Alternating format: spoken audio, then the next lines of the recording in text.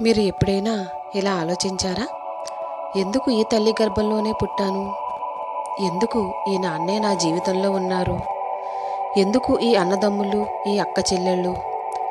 ప్రపంచంలో కోట్లాది కుటుంబాలు ఉన్నా మన ఆత్మ ఇది ఖచ్చితంగా ఎందుకు ఎంచుకుంది అని ఈ వీడియోలో మీరు ఎదుర్కొనే ప్రతి వ్యక్తి, ప్రతి బంధం, ప్రతి బాధ, ఏది శాపము, ఏది పాఠము అన్నీ తెలుసుకుందాం. ఇది కేవలం కథ కాదు, మన ఆత్మ ప్రయాణం, కర్మచక్రం, మన జీవిత పాఠం. మన శరీరం పడిపోతుంది, కానీ ఆత్మ చావదు. మరణం తర్వాత ఆత్మ ఒక అనంత ప్రయాణం ప్రారంభిస్తుంది. ప్రతి పునర్జన్మ ఒక పాఠశాల, ప్రతి బంధం ఒక కర్మ పరీక్ష.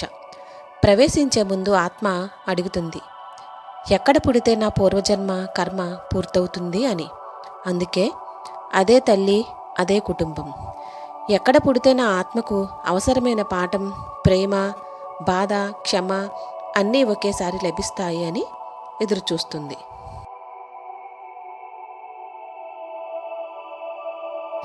తల్లి మాతృ-రుణం. గత జన్మలో మా తల్లి మనకు ప్రేమతో, సేవతో కష్టం తట్టుకొని ఇచ్చిందేమో, లేదా మనకు కష్టాన్నే ఇచ్చిందేమో. అది మన మాతృ-రుణం అవుతుంది. ఈ జన్మలో ఆత్మ ఆ కర్మని తీర్చుకోవడానికి అదే తల్లి వద్ద పుడుతుంది. తండ్రి పితృ-రుణం. మన తండ్రి కూడా కర్మగురువుగానే ఉంటాడు. ప్రేమ, శిక్ష, కష్టమా, ఆశీర్వాదమా, ఏదైనా అది మన ఆత్మకు పూర్వకర్మ తీరుస్తుంది.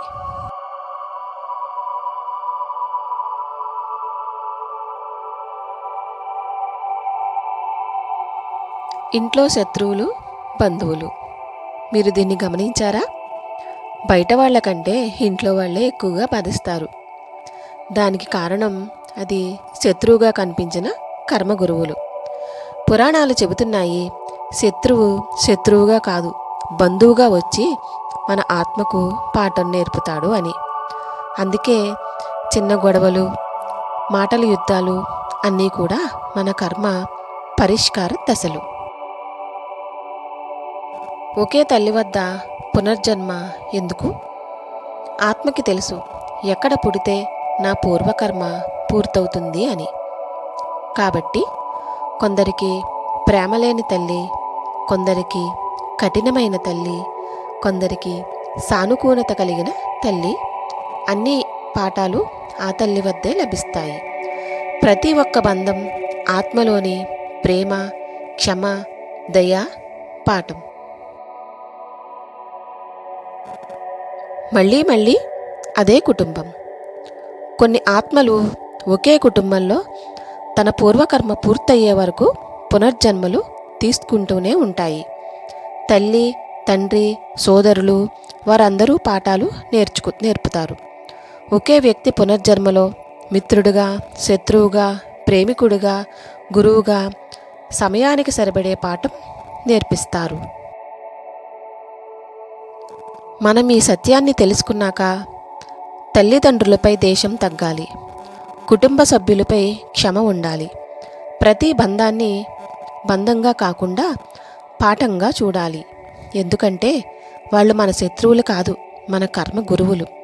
క్షమ, ప్రేమ, సేవే ఈ ఆత్మను భారరహితంగా, స్వేచ్ఛగా, కర్మరహితంగా చేస్తాయి.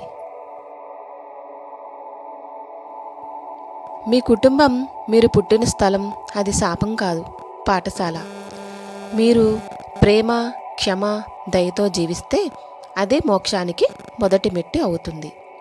మనం ఎందుకు ఒకే కుటుంబంలో పుట్టామో తెలుసుకోవడం మన జీవితాన్ని దివ్యంగా మారుస్తుంది.